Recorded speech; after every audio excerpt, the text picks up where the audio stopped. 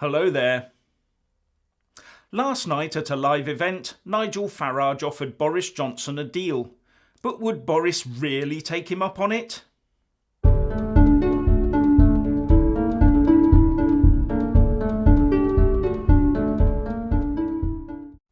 Last night at the Nigel Farage on Brexit live event hosted by the Daily Telegraph in London, Nigel Farage made a public offer to Boris Johnson of an electoral pact between the Brexit Party and the Conservatives. This does, of course, rely on Boris becoming the new leader of the Tories. When asked about the possibility of an electoral pact between the two parties, Mr Farage said, "If he has the guts to be prepared to be voted down by Parliament to call an election on a clean Brexit, then I would suggest that logically there is a deal that could be done, and in those circumstances Boris would come back with a massive majority." And Tory donors are understood to have been in secret talks with Nigel Farage regarding a deal of this sort. Now, it all looks okay at first glance, but when you dig into the detail a bit, the whole scheme appears to be built on sand. The outline of the plan seems to be that the Tories will keep much of what they've got, but they would not stand in areas such as in the north, where they don't do so well anyway, but where the Brexit Party appears to be gaining ground. So the argument is that if the Tories stand in fewer seats, they will get more MPs. Now take this as an equal 50-50 split, for example. That would mean it would be impossible for the Tory party to win a proper majority in its own right. For this plan to work for the Tories and give them what Farage calls a massive majority, the Brexit Party would have to stand aside in probably about 75% of seats or even more.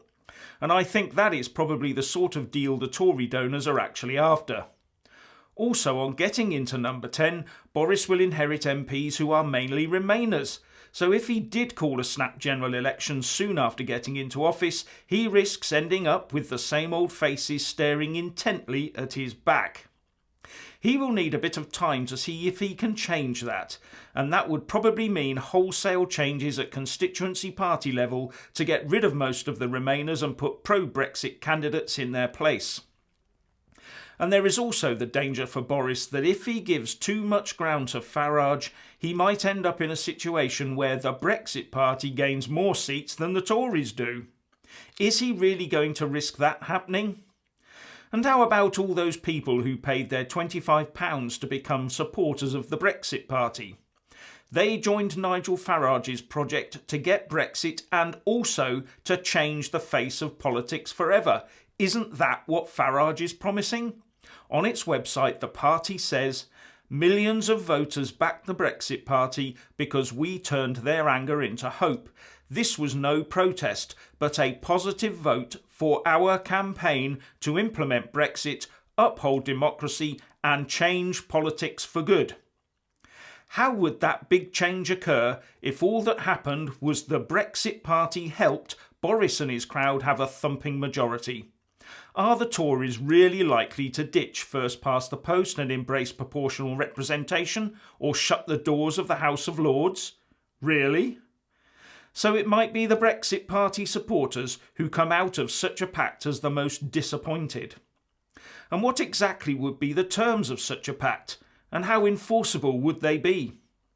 I also have to wonder how you would get traditional Labour Party voters to go out and put a cross on a ballot paper next to the name of a party that has just cozied up so closely with the hated Tories.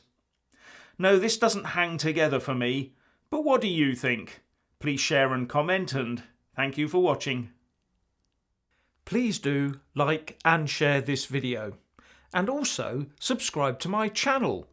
And when subscribing, please do remember to press on the little bell next to the subscribe button. That way you'll get an alert every single time I put up a new video.